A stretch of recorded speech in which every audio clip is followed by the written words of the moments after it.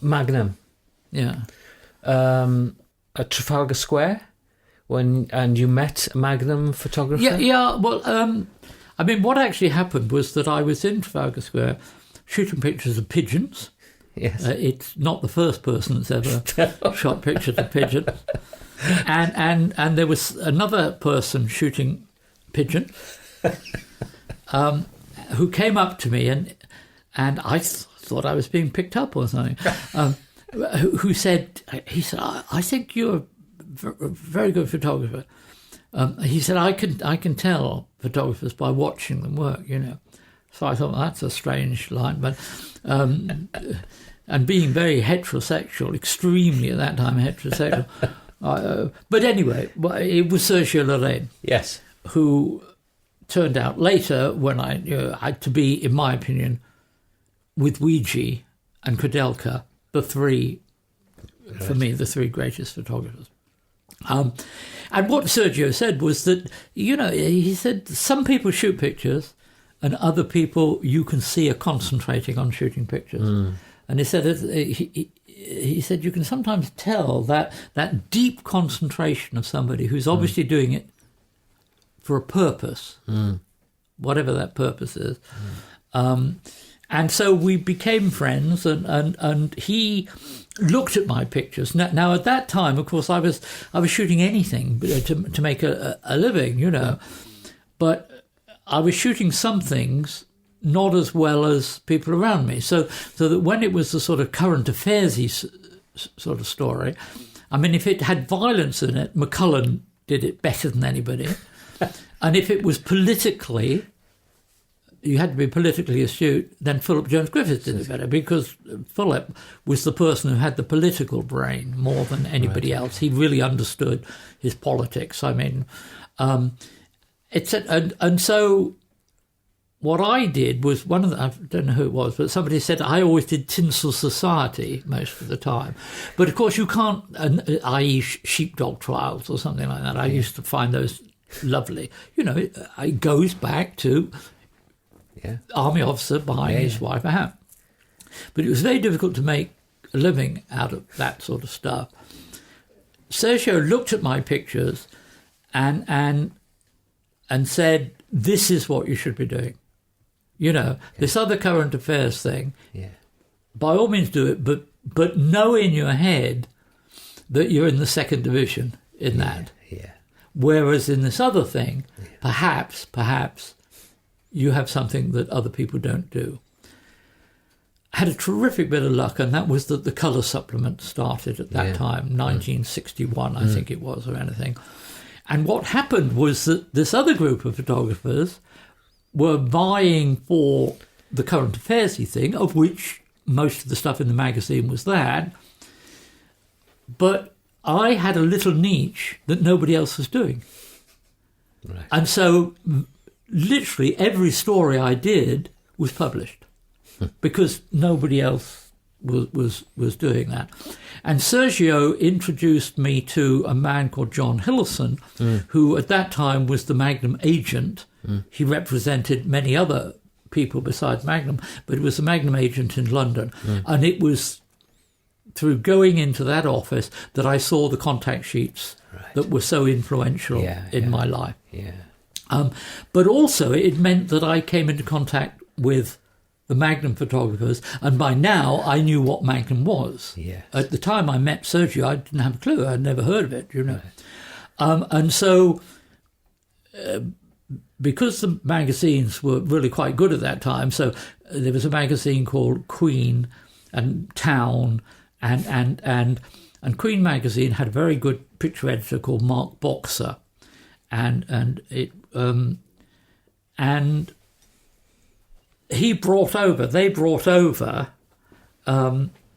Bruce Davidson, for example, and Brian Brake from New Zealand, and Ernst Haas, I think. They all worked for Queen magazine at various things. Elliot Erwitt came over. That's why it's so nonsensical. Sometimes you hear people trying to pretend that photography started, and interest in photography started in the 70s, you know. What it means is that somebody had a gallery at that time and they tried to pretend that they had a big influence. all these photographers were all over in the early 60s.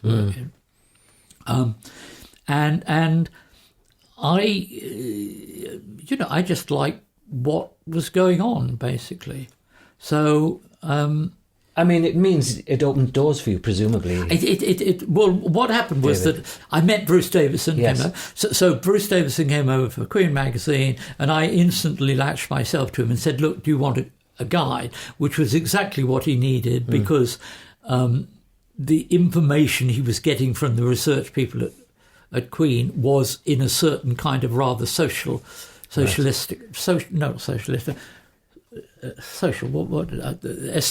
type of thing.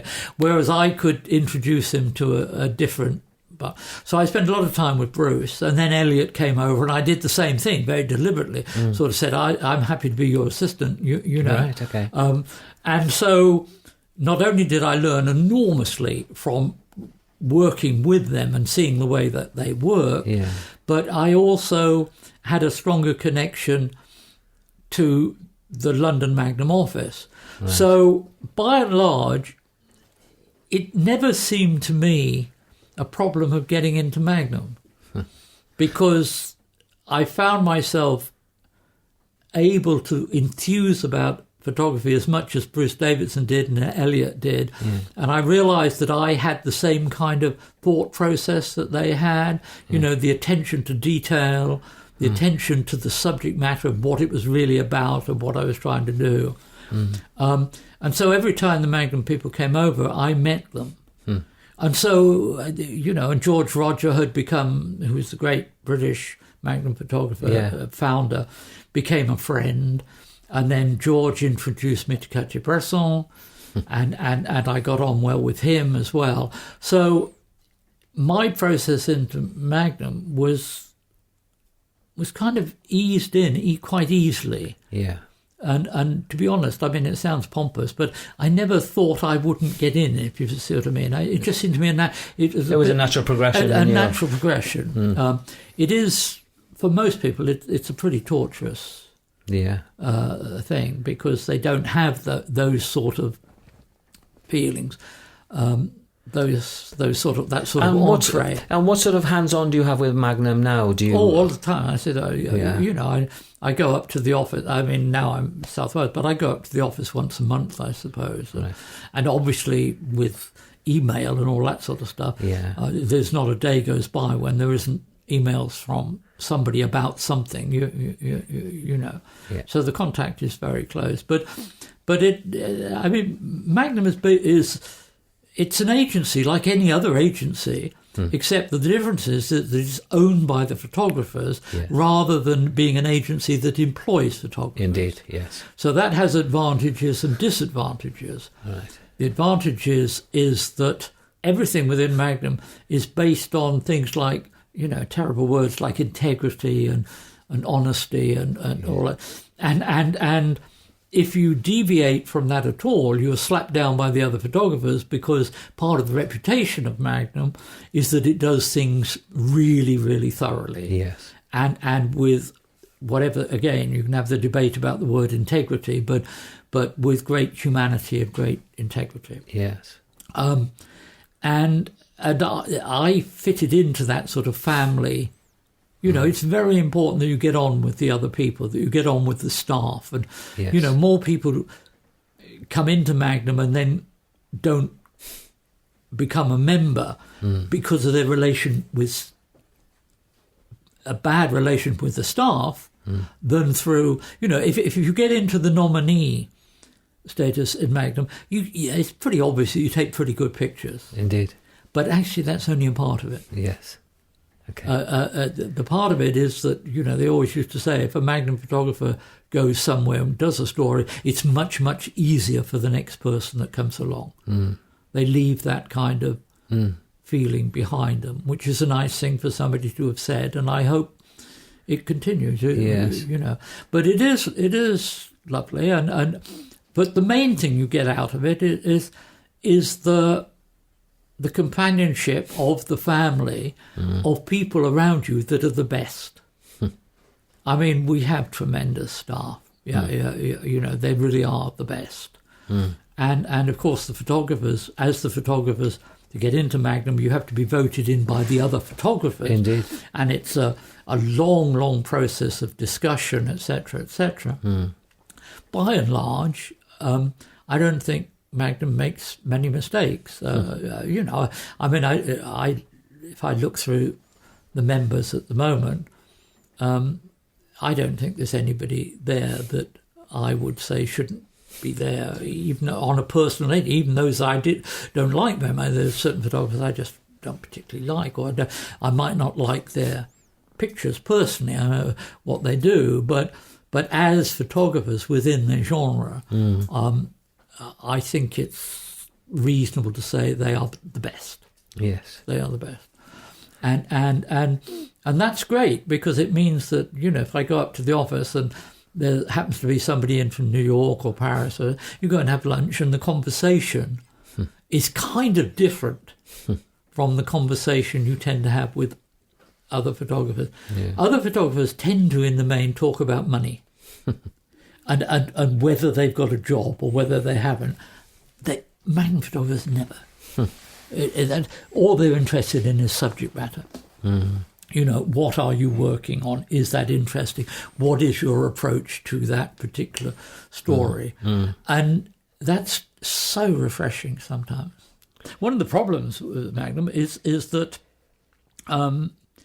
because it was run by photographers, you have the photographers that think they know something about finance running the financial side of it. Now, that was okay for many, many, many years because it was pretty simple. But as it got more and more complicated, more and more photographers, and so you have a lot of these tremendous rows one hears about within Magnum were actually to do with finance. It would be to do with 3 or 4 people all saying, you know, this is the way to do it. That's enough. When we finally came to our senses and realised we needed to get somebody really good in to head up and deal with the finance, we managed by sheer luck to bring this wonderful guy, David. He is, you know, a heavyweight. He is the guy that negotiates between the Premiership lead and Sky Television, you know.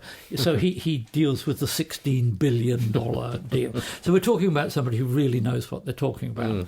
And he is, at the moment, the person that deals with everything to do with the future finances of Magnum, etc., etc.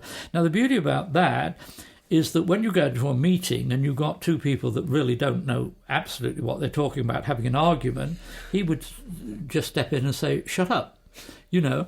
And they had enough sense to realise that he knew what he was talking about and they didn't, so they shut up. So the Magnum meetings now are incredibly quiet because there's none of that thing.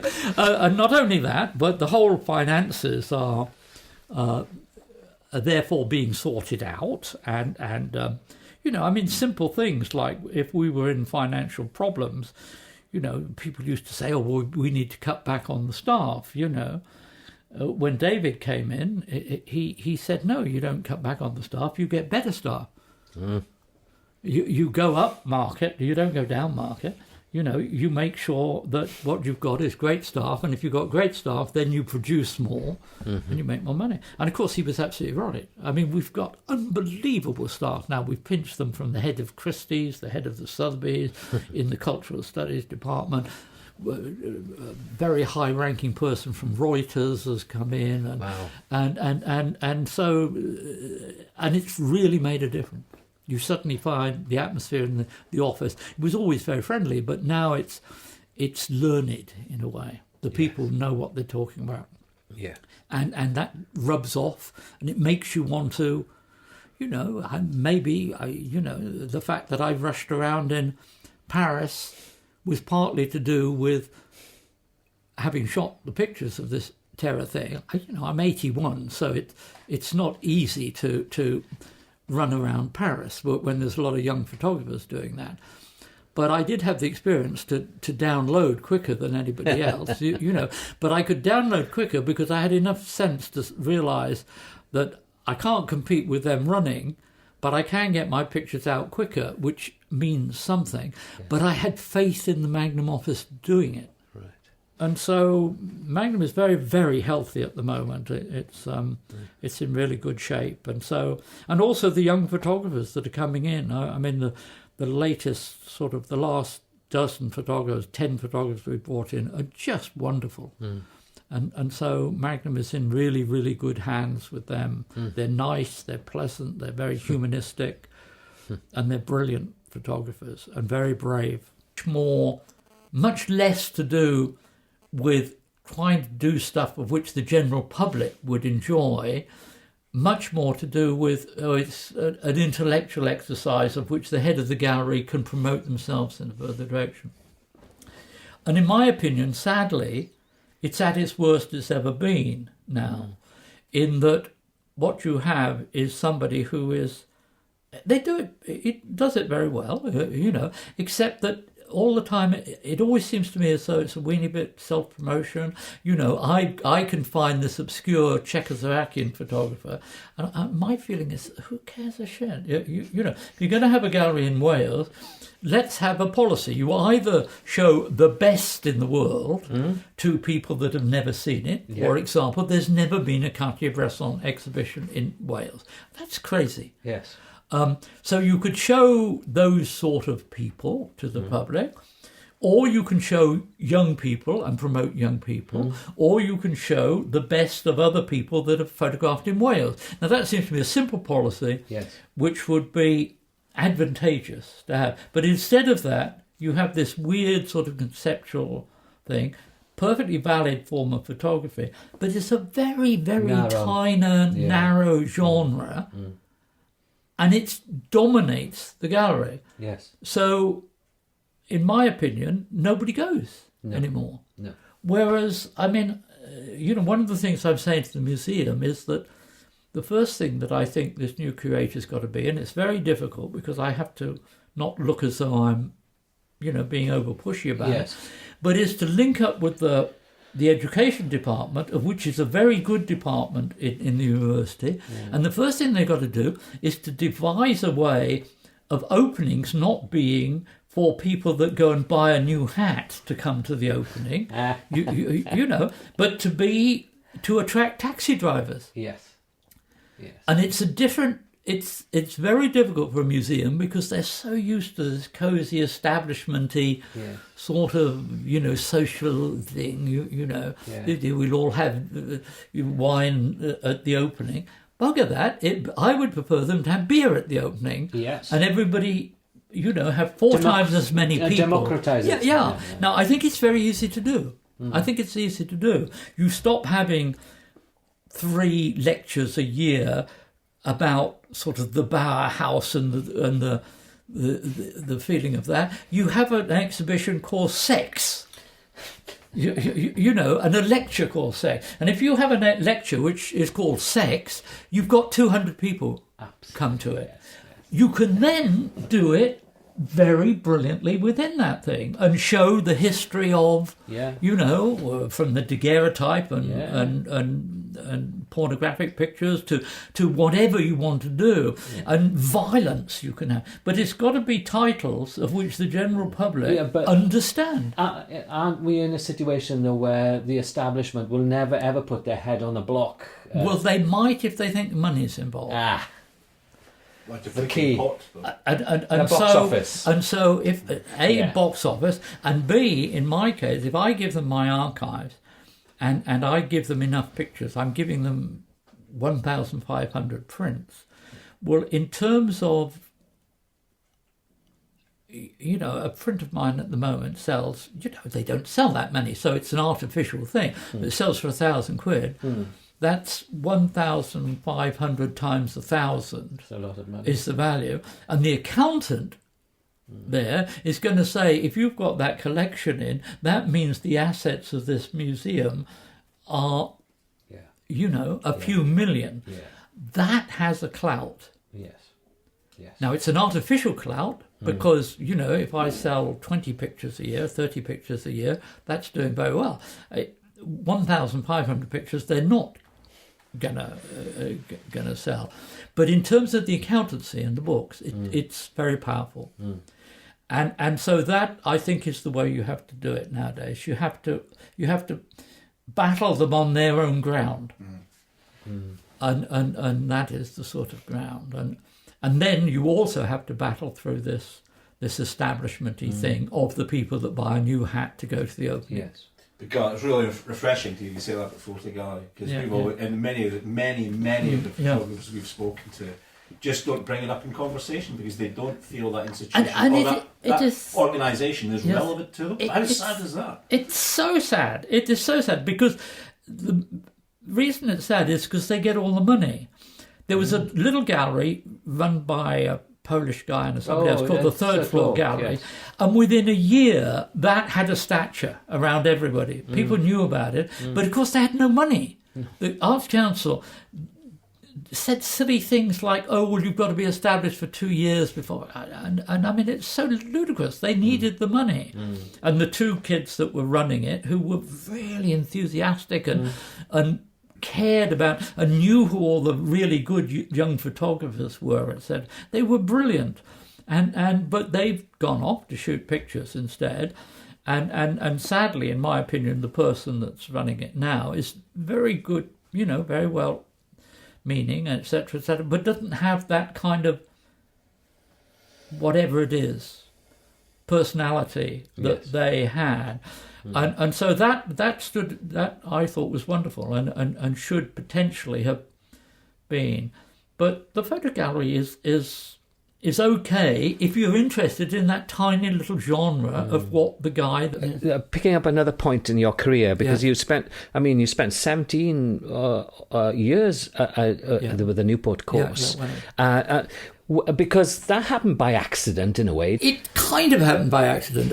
What happened was that I had realised that living in London in basically 1970, I think it was, that I was doing more things that I would prefer not to have to do. Yes. Just to pay for the cost of living in London. It wasn't that I was doing things which I didn't enjoy doing. I worked on some films and obviously, I became very friendly with people like Jane Fonda, and you don't knock that. You spent a year with a year with her, yes. And that was very close and very intimate and was lovely, etc.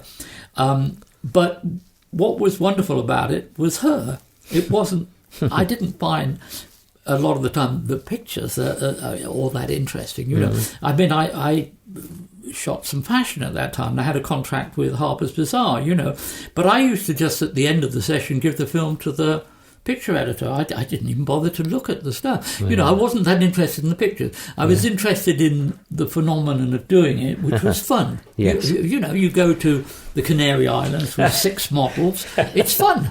Yes, but the pictures, for me, particularly as I knew that all I was top of the second division in fashion. I was never going to be Richard Avedon or Guy Bourdin or Penn. They care about clothes. Yeah. And fashion photography is about, selling frocks, basically. Yeah. That's what you've got to do. Now, they cared about it. I didn't. I did it well enough to be at a pretty high level. But I was in London. I was finding myself having to do things like this to give me enough money to go and do what I really wanted to do. And I realised that if I came back to Wales, I could still do what I wanted to do, but it would be about 1/3 of the cost. And so that's why I came back. When I came back to Wales, to the credit of the Welsh Arts Council at that time, there was somebody called Peter Jones there and a really nice lady called Isabel Hitchings, I think her name was, and somehow they knew I'd come back and knew of me. And so they asked me they gave me £600, I remember, to do something about Wales. And so I decided that I would try to discover what was meant by the word culture. Yes. Whenever I was back home in Wales, I was always talking about, this is my culture, this is my culture. And whenever I sort of tried to discuss with somebody what that meant,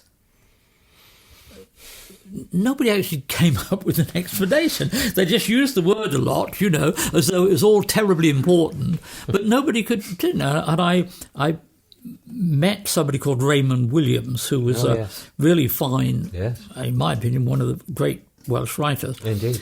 And he wrote a book called Culture. I contacted him because I'd seen this book called Culture. And basically what he was saying is that this is a very complicated word, But in very simple terms, he was saying that we only have one word, whereas in many other countries they have many words. But by and large, in our discussions, it came to the conclusion that culture is based enormous amount on weather conditions and things. So if you live in a very wet country on the top of a mountain, you develop a different culture than if you live in the desert where it's hot and, So in a way it's to do with lifestyle, and in a way it's to do with isolation where you are, and isolation builds a separate language, which is part of it, and it builds religion of some sort, which is part of the whole thing. But in Wales, it's very difficult to define what any of that is, because, you have the language, which is, in my opinion, overpowerful in Wales. I mean, I would defend it, as was it Emile Zola said, to my last breath or something. But sometimes I feel it has too much influence. If I had to learn a language, I don't speak Welsh, but if I had to learn a language, I would want to speak Spanish or Chinese. I wouldn't want to speak Welsh, So I started to try to discover. So I thought, I'm a photographer, so maybe the only way I can discover what is meant by my culture is to actually try to shoot 3 books. One is on the way we live in Wales, one is to do with the people that live in Wales, and one is to do with the landscape of Wales. That would cover everything. And so I did what I normally do, is I sketched out on paper, what people do in Wales. So I still have the bits of paper, so I would make lists like, say, sport, obviously, and education and universities and farming and coal and steel. And so I'd make this list of all the things that I felt ought to be covered. And then I would subdivide those. So under sport, I would say, well, the important one is obviously rugby, but there is also, football and this. And then I'd have like a spider's web, of which I knew that I had to cover all of these things. And then it's a matter of, going to wherever and doing whatever you want to within it. Now, out of that came the book Land of My Father. Yes. Again, when I look at it, I still had no idea what was meant by Welsh culture, because I discovered that there is more difference between living in Pembrokeshire and living in TINTERN than living in North Wales or... these places are totally different. Absolutely. So there isn't some, seem to be, overall thing within it. But having said that, whenever I show the book to people, they do say it's very Welsh, which I find really interesting, because nobody can pinpoint why it's very Welsh, but it is very Welsh. Yeah. And I think that's wonderful. Yeah. Because photography is obviously somehow sending out some sort of vibes which are not literary vibes. Yeah. They can't be described. No. They do something. And the fact that it does that, to me, is lovely. And so then one of the great problems with photography is access. And if you are, like I am, working all the time freelance and not, if you work, one of the great advantages of working for a magazine is you usually have access. So when I went to do the portraits of the people that live in Wales, I had to find a way of getting access. So I invented this little phrase, "You have enriched my life." So I would write to people and say, "Dear Dame Margaret Price, you have enriched my life by your... And then I would, quote a couple of DVDs I'd got and her performance and so and so and so and so. And, of course, anybody that's been told you've enriched their life, they say yes, So that was my way of getting in with these people. And I enjoyed doing that book immensely. It was incredible hard work because... And over a long period of time as well. Well, I only had a year and a bit to shoot it because Seren said they would publish it, but they had a publishing date. Right. And so I had to shoot 101 pictures in less than a year. Right. Now, if you think it takes roughly a day to write the letters and, do the research to set up, and a day to shoot the picture and a day to print it afterwards, I actually shot 300 and something days out of the year to get there. So it was really hard work. Really, really hard work. Yeah. And I tried to do something which I don't think anybody has ever noticed. I tried to sort of make a political thing by asking very simple questions to everybody. So the basic questions were, where are you born? How long have you lived in Wales? What's your first language? What's your second language? And everybody under the picture had this thing. And so you came up with all sorts of wonderful things. For example, David Wigley, who is, in my opinion, one of the great Welshmen, he was one of the only politicians that I actually believed in, etc., was actually born in Derbyshire. He was, yes. And these sort of things I thought were very interesting, were thrown up. And in the book, they're there, but I don't think anybody's ever looked at it or seen it or realised that it, in theory, has some significance, But, and then I'm doing one at the moment on landscape, which is, all I knew about the landscape was that I hadn't shot much of it. And I didn't want to do what other people had done. So I didn't want to pretend I was Ansel Adams. No. He'd done it pretty well. So why redo what he'd done? And I didn't want to do sort of travelogue-y pictures, this is my prettiest view. And I certainly didn't want to drive from Cardiff to North Wales to Rhyl or something, shooting a picture every 400 yards out the window and then writing 5 pages of text as to why this was terribly significant, because the reality is I don't think it's very significant, So for a long, long time I didn't know how to do it. And then I found a very early book of the geology of Wales. Yeah. And looking at that, I loved the text in it. I loved the scientists were so precise about what they were in. But I didn't think the illustrations were that interesting. No. So I suddenly thought, well, why don't I do the landscape the wrong way round? Why don't I find experts that tell me what I ought to be photographing, not subjectively? So I went to the head of geology at Cardiff University, and I said to him, if you have a son, where would you take him to show him the oldest rock in Wales? There's a bit of it there. Right. And he said, oh, that's an interesting concept. So he said, the Precambrian this, and I said, no, cut out the academic. No, I want to know the map reference of where it is. And so he said, oh, what an interesting idea. So a few days later, he sent me a 10 Ordnance Survey, 10 figure map reference, and said, if you go in that field on the top of Hatton Hill, those are the oldest rocks in Wales. Wow. So then I could go and do whatever I like, but my job was to photograph those rocks however I wanted. Yes. I could be close, I could be a long way away, I could do whatever I wanted with it. I could do it.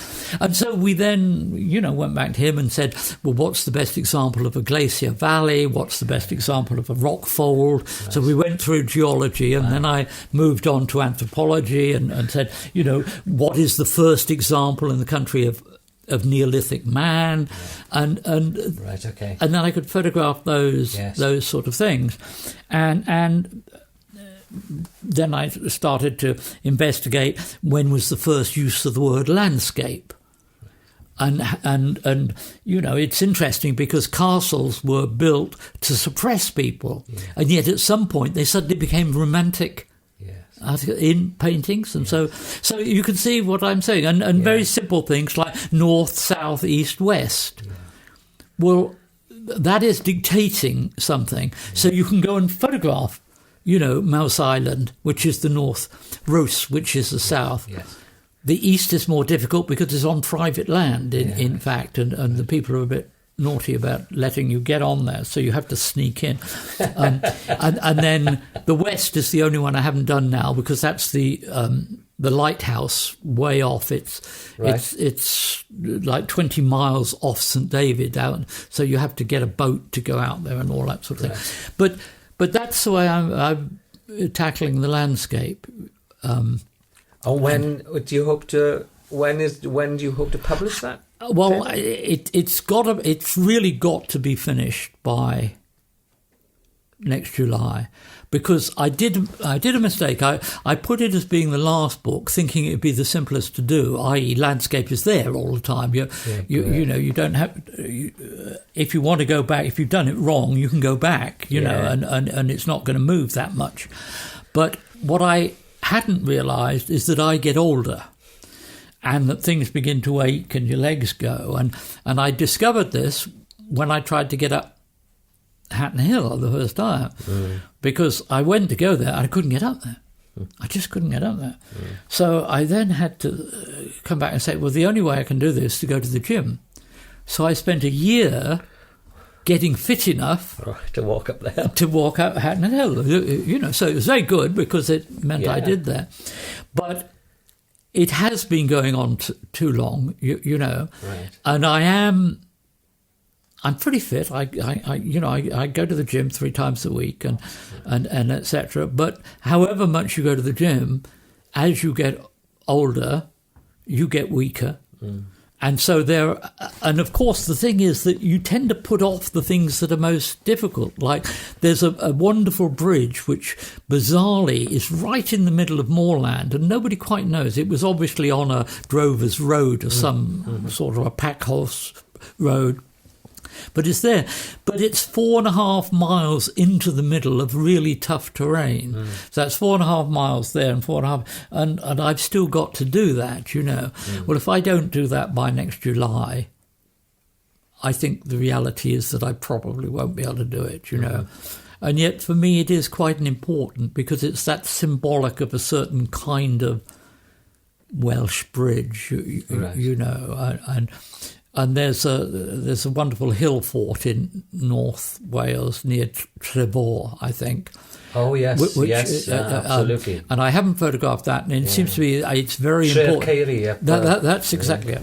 And I need to do that because it's from the period it's very important. But again, my guess is it's probably quite a rough climb to get up there. Not bad. Not bad. No, it's not bad. Okay, well... If you ever need a companion, really? I'll come with you. Yes. Oh, yeah, lovely. So things like that, and I begin to realise my legs are running out, etc. But I try very hard to overcome the problems each time. But sometimes problems can't be overcome, you know. Yeah. Yeah. Do you do stuff locally in TINTERN? I love, I shoot pictures all the time. And all I'm interested in is seeing something, thinking it's visually interesting or that the content is interesting, so I photograph. So I suddenly thought, what would be a project that I could do, which I could probably do forever? And I saw a quote by John Updike. I was reading John Updike, American writer, who writes very much about suburbia. And he had this wonderful quote talking about the exotic of the mundane. Yes, indeed. And I thought, this is a wonderful idea. The idea that, going back to the army officer buying his wife a hat, in a way is the exotic of the mundane. It was absolutely me. It's what I wanted to do at the beginning, was to spend my life photographing officers buying their wives' hat or the equivalent, and I've stuck to that. Perhaps that's what we call authorship, is knowing exactly what it is you wanted to do and not really deviating very much from it. And so I suddenly thought, well, my village is it's a nice village. Wordsworth said it's the most beautiful place in the world, although I later discovered he'd only ever been to 2 places, but why not? If he said it, fine, I'm happy to go along. But it is a nice village, and they're nice people, and it has a sense of community. Yeah. So I thought, well, maybe I'll do that. If I got a zither frame, I can get round the village. So I started to photograph the village. Yeah. I've been a little bit disappointed about it because I thought it might, I had visions of going into people's homes and photographing them all play Monopoly and things. And of course, you suddenly discover that they don't anymore. It's almost impossible to go into somebody's home and get a family community activity. They don't even eat together anymore. No. And so I ended up photographing all the events, bizarrely being somebody who has no religious beliefs whatsoever. One of my friends is a woman who's the local priest, Nora, and I suddenly discovered that she was doing more in the village than anybody, so that I had this strange sort of thing of realising the person that was in many ways the most productive person in the village happened to be religious, and so we sort of came to a pact that I wouldn't try to change her beliefs and she wouldn't try to change mine, and so I've shot a terrific amount in the church, to do with birth, death, baptism, events, and all that sort of stuff. So the event side of everything is really well covered, but the sort of more personal side. Luckily I've got a few friends that have family, and so, for example, my dear friend who they run the garage, the local garage, I will go and have Christmas with them. And now luckily they have quite a big family, so that lets me photograph a family at Christmas. But things which I was disappointed by, I put out a thing when I was starting it that, if there were any young people that were the least bit interested in even just journalism, etc., I would say, look, I've got a lot of experience, 60 years of experience. Perhaps I could pass on some of that experience, and I could do it by I'd photograph, and then I could assign people to go and interview all the people. Not one single young person came forward to... Good gracious me. To do this. No, given that opportunity, Not one single person. And I thought, is that different from... I don't know if it was different than when I was that age, or the opportunity was there, but my guess is that they were too busy playing on their Game Boys or whatever they is. Yes. Do you? When you started your course in Newport, yes. How did you? Because there's a kind of link. Is how did you? Because people would apply for the course. Yes. How did you choose those people, David? Oh, yeah. Well, there was a question you asked earlier, which I became very friendly with Peter Jones, who was the person at the Arts Council. Yeah. Incredibly constructive man, and they organised some wonderful exhibitions at the museum at that time. He, in conversation, said to me, do you think it's possible to teach photography, And I, in my ignorance or naivety, said, yes, of course it is, but only if you teach it as painting in the Middle Ages was taught, as an apprenticeship thing. So I said, all you need to do is to have people that have really done it, who pass on their accurate information to people that really want to do it. So you swap experience for potential. Yes. I said, if you set something up like that, then I think you can teach it. And in my own case, I was very lucky very early on, because I'd met Sergio Loren, who was at that time a member of Magnum. I didn't know what Magnum was at that time. But he introduced me to the Magnum agent in London, and I learned more from looking at the contact sheets. If you look at the contact sheets of Mark Reboot or whoever, Bresson, and said, boy, oh boy, do you see. But what I discovered looking at all these contact sheets, I used to go into the office every night and absorb contact sheets. What I found surprising was that all the various photographers, who by this time I'd realised were wonderful photographers, looking at their contact sheets, they all had the same thing in common, is that they all realised that there were two controls in photography. One is where you stand, and one is when you press the button. Yeah. And it is as simple as that. If you stand in the right place and press the button at the right time, you get a picture. And they all did it the same way, by not being arrogant and thinking you can go and shoot one picture, but they all seemed to, you could see in the contact sheets, they sensed a situation which might produce something, whatever that something is, and then they would shoot pictures as they got into a better position, and you could then see them in that position waiting for something to happen or the thing to end. Very often nothing happened. But you can read that in a contact sheet. Yes. And so when I set up the course, what happened was that Peter Jones introduced me to John Wright, who was a very laid-back guy who was head of the art school. It was an art school at that time. Yes. And John Wright literally said, oh, OK, why don't you set this up in whatever way you like, you know. And so I had a free hand. So I made certain conditions. One is that we didn't have qualifications.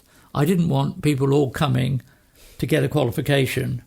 And later, I actually said I didn't want it to be a BA course, you know, we'd just give a college diploma sort of thing. Because the problem with being a BA course is that it's, in a way, the structure of the course is dictated by governments and things like that. And as they were trying desperately to save money, it meant that you'd go from being an apprentice method, you know, the practitioner passing on experience, to suddenly having 100 people in a lecture theatre being talked to, because that made the staff-student ratio better. So that developed the whole sort of theoretical side of photography, which is perfectly valid. You know, if people want to talk about photography and discuss it and be philosophers at a, in my opinion, pretty low-level philosophy, but if they want to do all those things, absolutely fine. But don't pretend that that's going to produce photographers other than in a very narrow genre of photography. Yes. Perfectly valid genre, you know, if that's what you want to do, but it is a tiny little genre. You know, it's nowhere near the amount of people that, for example, are scientific or medical photographers or wedding photographers. It's a minor part. As I say, perfectly valid, and if you want to do it, fine. But I didn't want to get in that field. And so, having set up the course in this very practical way, of which we made it very clear that our job was to get people jobs afterwards, you know, that people should survive in whatever field of documentary they wanted to do. Having set up there, the second that the pressure was on to become a BA course, I left. That's when I left. That was the final thing. Yeah. They said, you know, you have to be a BA course. I said, thank you very much. Goodbye. Did you, I mean, presumably you interviewed people when to go on the course? We interviewed people, but we interviewed people in a strange sort of way, because I was never interested in their pictures. So normally, you know, people would come, you know, on courses with pictures, and I was interested in what they were interested in. Yes. My thought process in this was that I can teach somebody to shoot pictures. That's easy. You know, to a certain standard. Yeah. What I can't do is teach people to be interested in something. Indeed. And I find it discouraging now, because very often I see young people and they come and I say, well, before we start discussing photography, what are you interested in? So if you say, well, I'm interested in social matters, and you say, I spend 2 days a week working in an old folks' home, helping out, doing this, that and the other, I say, I can teach you how to shoot pictures of those people in that old folks' home. Yes. What I can't do is teach you to be a photographer who has this mythical thing, I'm interested in social issues. Yes, I know. You know, the interest in the social issue has to come first, or the interest in architecture has to come first. It's about being a human being. Yeah, and but having knowledge about what it is you want to photograph. Yeah. So if somebody came to me, as one person did, they had a degree already in architecture, and they said, I would like to expand that interest in architecture by taking pictures. I'd say, fine, that's easy to do. Yeah. You know, because you know what is the front and back of a building, and you know what, you're not going around saying, oh, I think this is a pretty building. That's not the way you would be thinking if you have a degree in architecture.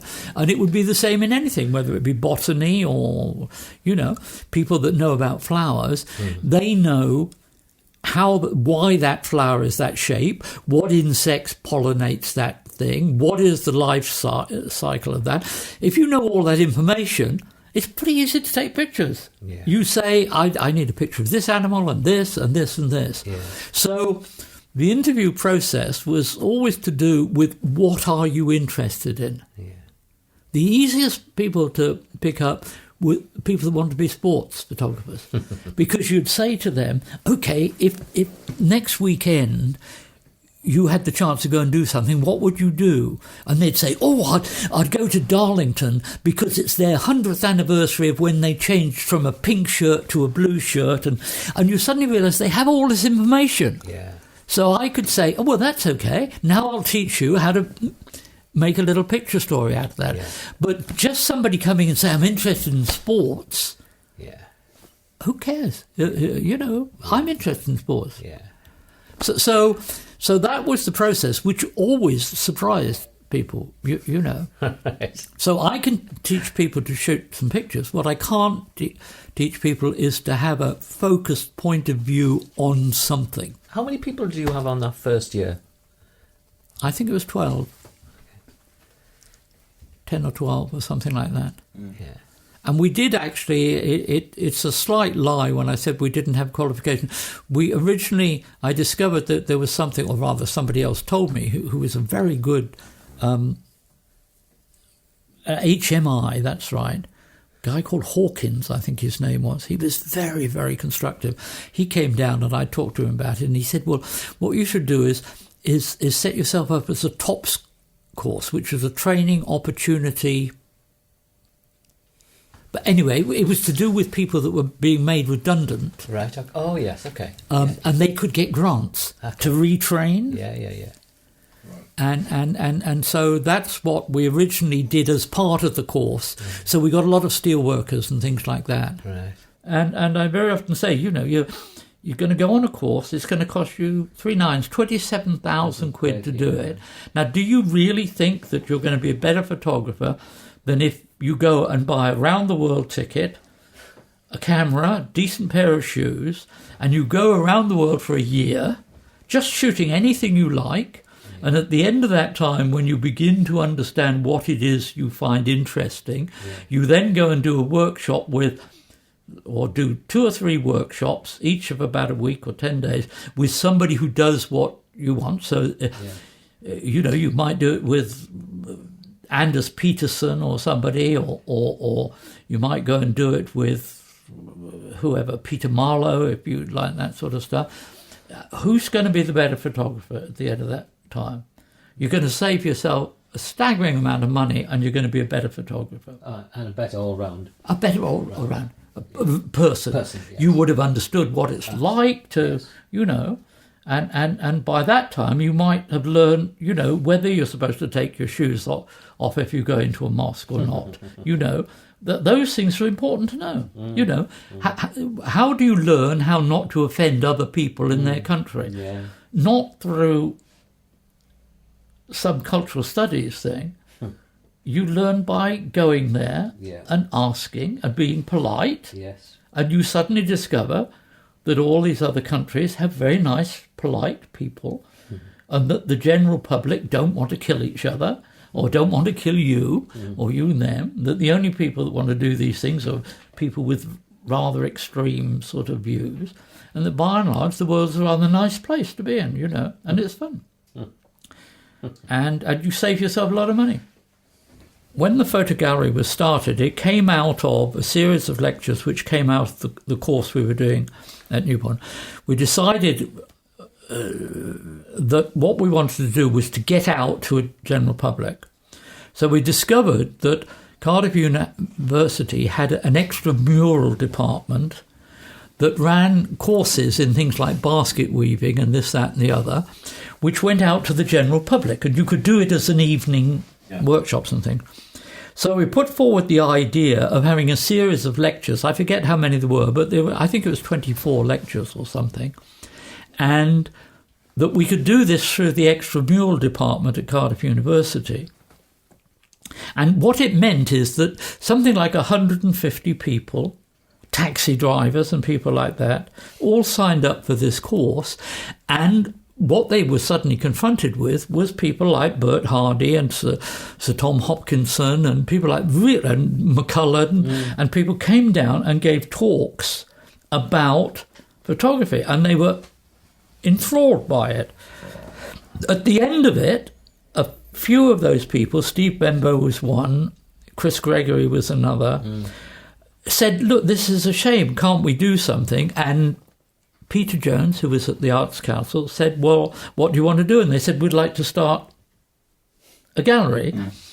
And so Peter, the Arts Council, just instantly gave them some money to start the gallery. Not very much, but a little bit. And so the photo gallery was started.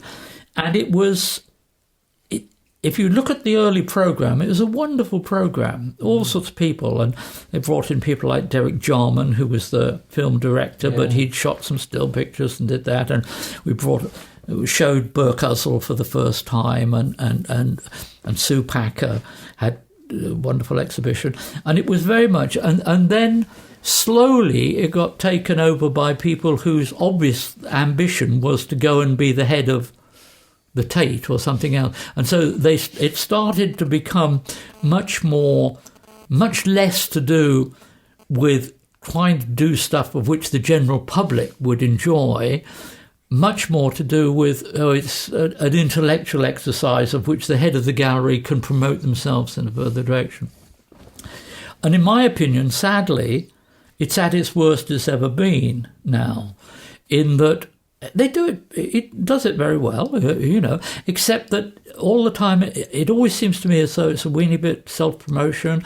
I can find this obscure Czechoslovakian photographer, and my feeling is, who cares a shit? If you're going to have a gallery in Wales, let's have a policy. You either show the best in the world to people that have never seen it. For example, there's never been a Cartier-Bresson exhibition in Wales. That's crazy. Yes. So you could show those sort of people to the public, or you can show young people and promote young people, or you can show the best of other people that have photographed in Wales. Now that seems to me a simple policy, which would be advantageous to have. But instead of that, you have this weird sort of conceptual thing, perfectly valid form of photography, but it's a very, very narrow genre. And it dominates the gallery. Yes. So, in my opinion, nobody goes anymore. No. Whereas, it's so sad. It is so sad because the reason it's sad is because they get all the money.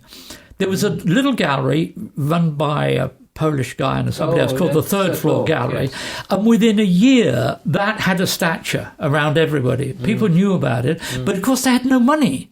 The Arts Council said silly things like, you've got to be established for 2 years before. And it's so ludicrous. They needed the money. And the two kids that were running it, who were really enthusiastic and cared about and knew who all the really good young photographers were, etc. They were brilliant. But they've gone off to shoot pictures instead. And so that I thought was wonderful and should potentially have been. But the photo gallery is okay if you're interested in that tiny little genre, but that isn't the public. Diffusion is a too early thing that happens in Cardiff. Do you think does that have relevance? Or it doesn't to me, because I just think that the people who were in it are so boring. I mean, for example, you see all this pages. There was about 6, 7 huge pictures up on a wall of Native Americans, whatever you like to call them, yes. Indian, and then there was all this spiel about living with these people, etc. Well, I spent a year in Arizona on a fellowship with the American government, bicentennial fellowship, and I knew a lot about the Indian tribes there because I was doing a story on premature babies, and the doctors there would go out into these tribes, and that's the way you can get in with the tribes, if you were linked to a hospital because they're interested in that. What you soon discover is that none of them wear these bloody costumes. The only time they wear these costumes is when they have their yearly carnival thing for the tourists. Yes. And they will dress up. Now, the pictures there, I was saying to David, whatever his name is, something, I'm sorry, you've got all this spiel about this person doing that. They were taken in an afternoon at one of these dressing up things. Yes. They get there, they stand there in front of their tent, and tourists come and take the picture. Yes. And that's what it is. Now, I said, it's to me, it's appalling that somebody didn't know that, because anybody that comes from America knows that. Yeah. Yeah. So that's ignorance. Yes. Not only that, I thought the pictures are staggeringly boring. Yes. But there was too much of that sort of thing. People that have written lots of text that tell you why these pictures are so important, but you look at the pictures and they're boring. Yes, yeah. A lot of work obviously went into it. It's quite difficult, but they would then bring over some American photographers, spend quite a lot of money bringing them over, and you'd think that, hang on, who's ever heard of this person?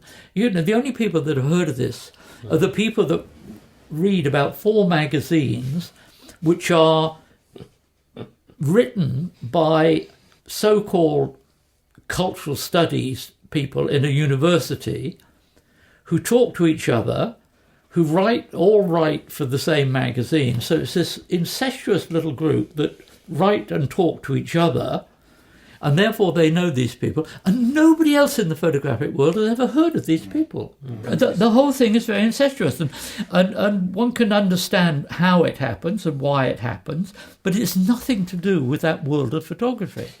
Is there any subject matter you wouldn't touch as a photographer?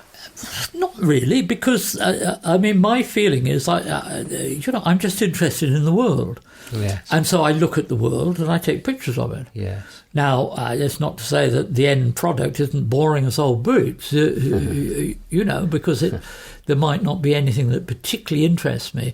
Yeah. But when it's that sort of thing, I simply take it on myself that it's a puzzle. How do I make something out of this? Yeah.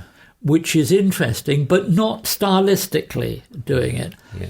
One of the problems, I think, with a lot of young photographers is that they try tricks. The second that they're in trouble because they don't understand what's going on, they try a trick. Oh, I can make this all purple in Photoshop and make it look as though it's by infrared. Who cares a shit? My mum can do that.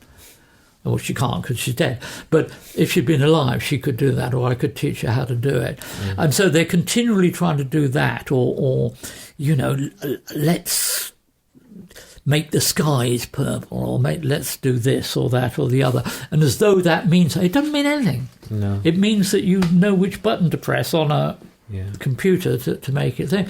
The only thing that's interesting is if the picture is a good picture, if it starts off as a good picture. Yes. If you've got a bad picture, you can't make it better. No. What you can do is, if you've got a good picture, you can make it worse by messing about with these tricks. So by and large, I think, the picture that you take in the camera should be the picture that comes out at the other end. Obviously, you could, our eyes, because we scan and remember, picks up a greater tonal range than either the trace, whatever that is, at the back, or printing paper, etc., has a far less tonal range. And so it is absolutely reasonable that, what you used to do under an enlarger, you can now do in Photoshop. You can enhance the highlights, get detail back there. So all you're really trying to do is to get back to visually how you felt you saw something. Yeah, exactly so, yes. You don't see something like that. You look out the window and you see it, and then you look in and you adjust to the light that's in here. Yes. Well, there's nothing in film or anything that can cope with those two things. No. But mine can, because you just simply lay one on top of the other, and so it is reasonable. Has the technological age then, and the advent of computers and Photoshop and Lightroom and those sort of things, has that given you more armoury for what you do? Has it made a difference to the way you work? No, I don't think it's made a scrap of difference. Okay. It is, I used to have much more of a struggle in the dark room dealing with the contrast and bringing it back than I do now. I mean, I use a program called Lightroom or something. It's unbelievable. I mean, you get the thing there and you think, oh, it'd be quite nice if there was a little bit more detail in these highlights, and there's a little slide, you go, and suddenly the highlights come out. So you can do that sort of thing much easier now than you could in the darkroom. But actually it's the same process. Yes. It's just that you had to have much more technical skill in the darkroom than you have to now with Photoshop. Right. But the picture's still the same picture. All right. And as for, is there a difference between digital and film? Well, of course, I suppose there is, but by and large, I don't think so. As I say, the camera, as I said before, is a box with a hole in the front, and you have a different kind of sensitivity at the back of that box. But once that was a daguerreotype or a salt print, or it was an albumen or whatever it is, and all that's happened is that at one point it was silver, and now it's digital. But by and large, that comes through the front has never changed. And that comes through the front is the important bit. It is, yes. The other thing is comparatively less important. Right. Obviously, in certain genres and things, it has an importance, but by and large, the genre that I think has been affected most by digital is that we call natural history. Yeah. Natural history photography was always based an enormous amount on incredibly clever technical people that knew how to do things that flew through light and flashes went off, and people like Dr. Edgerton, etc., could do these very fast things. Now, kids can go and buy a stop motion thing, for 30 quid. But the beauty about that is that if they want to shoot something underwater, for example, they buy an underwater casing for whatever it costs, 30, 40 quid. If they want the picture of that frog spawning, they have to learn what time of the year the frog spawns. They've got to learn where they're going to find it, how to get underwater. So all of that's developed. So there was, whereas I used to find those exhibitions, the wildlife photographer of the year, always very monotonous and always exactly the same picture, basically. It was the owl coming out of the thing. They had this exhibition at the Science Museum, which was of the natural history of the year. They had an under 16 section, which was magical. It was magical. And there is a terrific development there. And that is because of this, the digital thing makes those things, you can get away from the technical side of it. Yes. And you can get on with making the picture. Yes. And young people are doing that. They're learning about nature in a way that I suspect they never did, So I thought that was wonderful. I thought it was a lovely exhibition. I enjoyed it. Do you use a phone to take photographs at all, David? Not really. Not really. But I don't deliberately not, if you see what I mean. Yes. I mean, we have quite a lot of people in Magnum now that are using them quite frequently. For example, Michael Brown actually came into Magnum, of which, although we didn't know it at the time, all the pictures he showed were all done on on an iPhone. Now, the reason he did it was, again, it wasn't a gimmick. No. He wasn't going around saying, I shoot on an iPhone, therefore you should write articles about me. What he was saying is that when he was in wherever it was, Syria or somewhere, he realised that if you had a camera with a big lens, you were being shot at. Yeah, because they don't like the press out there. And he looked around and realised there were people on the street shooting pictures of each other with an iPhone. So he had the sense to say, well, if I have an iPhone, perhaps I won't get shot at. So that's a good practical reason for doing it. Yes. And then discovered that the iPhone now is probably of the quality of the best professional camera of about 5 years ago. Yes. I mean, the quality is amazing. It is, yes, astonishing. And so in circumstances where it might be quite dangerous or difficult to shoot pictures, you can get away with using an iPhone. It's the thing that's going to totally get rid of all this nonsense about privacy and my personal space and all that sort of bullshit, because everybody shoots pictures on an iPhone now. So it's very difficult for anybody to sort of start talking about their privacy, etc. Yeah, that's a weird area, isn't it? Very boring. And very boring, yes. Very boring. Because I was doing something and I was shooting a building and a security guard came out and he said, you're not allowed to photograph here, this is private property. Yeah. And I asked him where public property was and he said, over there. And I took one step and was taking exactly the same shots. I mean, the whole thing is nonsense because the second that you discuss any of these things with anybody, they collapse. They have their statement. Yes. I have the right to privacy. So I mean, if somebody says that to me, particularly in a university setting, I say, okay, fine. So what you're saying is you have a right to privacy, or do you mean all people have a right to privacy? And then if they say all people, so I'm saying, well, what you are actually saying is you want to go into your local museum and you want to destroy all the pictures from the past because presumably you think that all those people had the right for privacy and therefore we better get rid of those pictures because we don't have the thing. So I say that's nonsense. Yeah. And the answer is that what we're actually talking about is taste. Yes. So I, as a photographer, think, by and large, I haven't a clue who I'm photographing. No. Except a personality. Yeah. When I'm out on the street, I'm not the least bit interested. No. What they become is a symbol of lovers or a symbol of... Absolutely. The guy buying his wife a hat. Yes. It's a symbol of a certain kind of thing. Yeah. And either you think that's important... Yeah.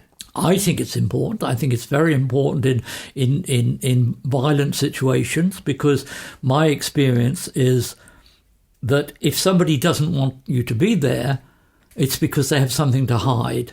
Yeah. Therefore, it seems to me a very good reason to be there. Yeah, indeed. Because even if they don't, perhaps they don't go to the excesses that they might go to if you weren't there, So that would be my justification all the time. And of course, obviously, the odd person is going to be distressed or something about it. But when you put that up against, seeing Vietnam Inc., for example, by Philip Jones Griffiths, you suddenly realise that the individual person in some of those pictures not being asked to take pictures is actually, if you're really truthful, is insignificant against the power of the book. Yeah. That book might have helped people think war is a bad thing. Yes. Yes. And if you believe that, then I think that's the end of the argument. So, but I mean, things changed after Vietnam, and access became difficult, or you were embedded and you were controlled by PR or the military in order to, and you weren't allowed really to do your work as you saw fit. Yeah. So, does that sort of clamp down on conflict zones? I think it just makes it different. Right, you learn to struggle. I mean, the reality is that you weren't embedded. I mean, I wasn't there, but my knowledge of the people that were, you weren't embedded at the time at Vietnam, but in a way you were. Because if you wanted to get to the front line, you needed to be on the helicopter. Yeah. And you weren't going to get on that helicopter if you weren't on reasonable terms with whoever was in charge of the helicopters. So it was a subtle impediment. You know, the people like McCullen, etc., knew how to do what they want to do, but boy, oh boy, would they make sure that they knew the right people and all that sort of thing. So when it became embedded in a strange sort of way that seemed tighter, my guess is it was tighter in a way, but then you just adapt to that, and you do, you know, what you do within that thing. So, you know, I when I went to Hungary, before that time, I still have it, but it was a little Kodak folding camera. So when I decided I wanted to go to Hungary, because it just seemed to me an interesting place to go to politically. And I bought a second-hand Contax camera, but I actually went to Hungary with a book, reading the book on how to use it. And you know, I spent most of the time getting to Austria. We got a lift in an ambulance from Austria into Budapest. But, I mean, that's how naive I was. But in another way, I wasn't naive, because I'd always felt photography was easy. You looked at something that you were interested in and you pressed the button. You know, now if you happen to have some sort of inherent instinct for geometry or design or composition, whatever you like to call it, you know, it's basically geometry. It's basically a geometry that's there, not manufactured. You've got to do this thing of which I'm saying, stand in the right place, and the geometry becomes good. And what do you mean by that? You mean it's a way of organising so that the subject matter is projected clearly. That's what good composition is to do with, projecting the subject matter. But you have to know what the subject matter is. You know, most people sort of vaguely think, oh, that's all right, but they don't clearly understand, you know, what they're trying to do. But so when I went into Hungary, I very quickly realised that you can be standing in this street or having coffee in this street, and they're hitting hell out of each other in the next street. And if you're not in the next street, you're not able to shoot the pictures. You're drinking coffee. And that's to do with experience, you learn. So I somehow had the instinct to say, let's find where all the photographers are and the journalists, and let's tag along, you know, which is what I did. We found the hotel, and experience tells me later that by and large, when photographers are en masse, they tend to congregate and stay in the same hotel, etc. One of the reasons for that is that they can cross-fertilise information. It's much easier nowadays because you have iPhones and everybody's telling you information. You're picking it up off the BBC and God knows what. But then you didn't have those things, you know. And I with John went and we found a hotel, and it happened that Life magazine were there, and they saw me as a new face, and I think they had one photographer in, but that's all they had in. And so they said, who are you? And I said, oh, I'm a freelance photographer. And they said, okay, you come with us. And so I simply tagged along behind them. And you know, these are some of the world's great journalists. They knew exactly where to go, what to do. And then, you know, I tagged along. And as soon as I saw what they were looking at, which was interesting, and shot a picture of it. You know, it's not rocket science. No, it's an observation. Observation, and maybe that little ability to analyse that this is slightly more important than that. Yes, you know. Yes, and then maybe an instinctive sense of geometry, which produces a picture of which you can see what the subject matter is very clearly, what the picture is in theory about. Yeah, and the storytelling aspect of it all. But that's a very instinctive thing. Yes, it is. Yes. You know, and and very often I see work which is perfectly competent work, but it's not really about anything clearly. And those are the people that are, you know, just not quite such good photographers. It's as simple as that, you know. The last question I want to ask you is the power of black and white photography. Yeah. What is it about black and white? What's the je ne sais quoi? Well, it's the beauty of black and white is it's very easy not to get distracted. The problem with colour, for me, I mean, I'm now laying down my colour theory. If you have a yellow tie on now, and the two of you were looking as though you were going to get in a fight or something, I would be interested in the emotional thing between the two of you having a fight. If I shoot it in colour, it first of all becomes a fashion picture of a yellow tie. Yeah, gets in the way. That's what you draw. Now, therefore, I think that the people that shoot colour best are very aware of colour.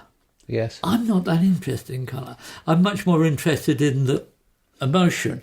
Therefore, shooting in black and white cuts out that distraction of the colour. And so that's my theory of doing it. In practice, I suspect it's because when I started, there wasn't much colour around, and I shot in black and white, and you get used to it, and that's the way you think and the way you see, and therefore you defend what you've been doing. Take your pick. You know, I couldn't care what people do. I do, you know, I mean, obviously, if you shoot digitally, in theory, you shoot in colour. Yeah. Because what comes up on the screen is...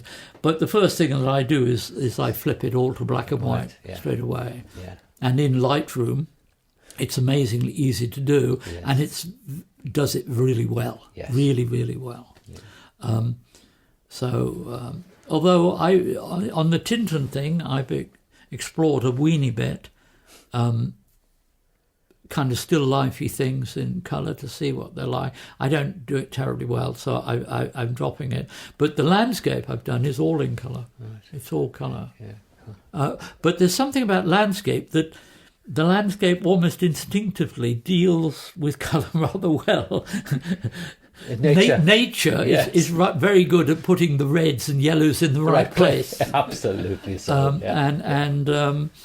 Or if it's in the wrong place, it's usually for some purpose which makes it interesting. You know.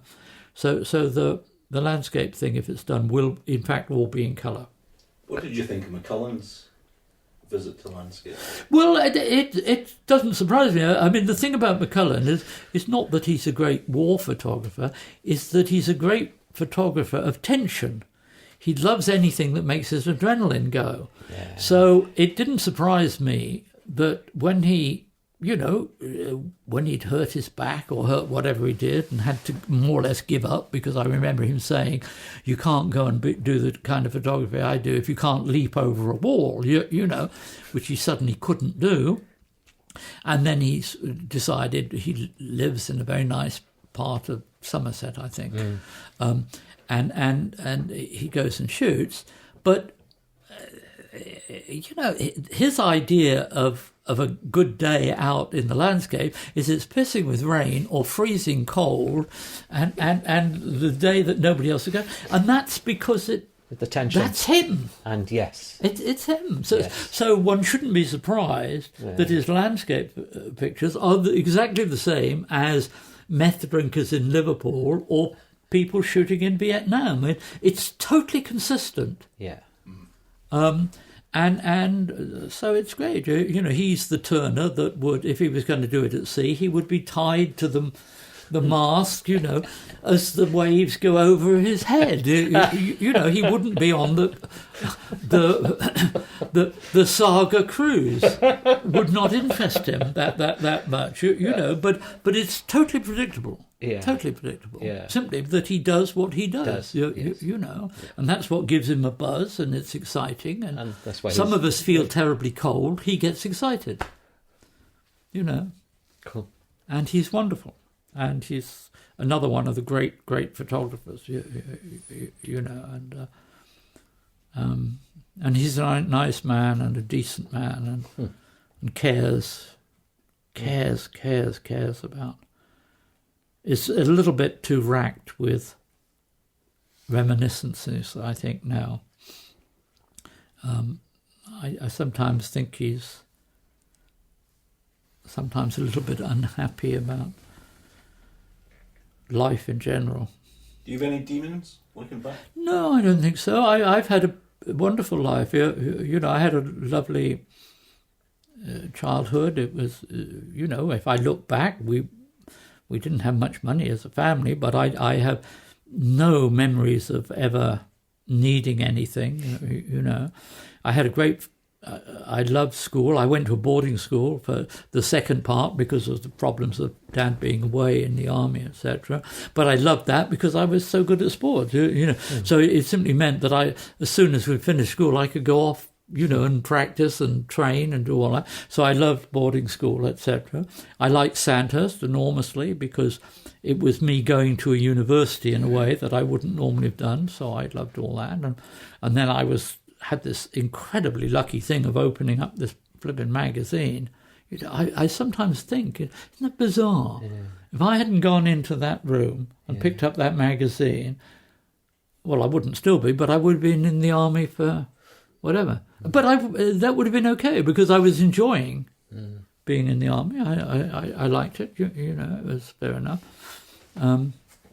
So I tend to, you know, always find the best in things, and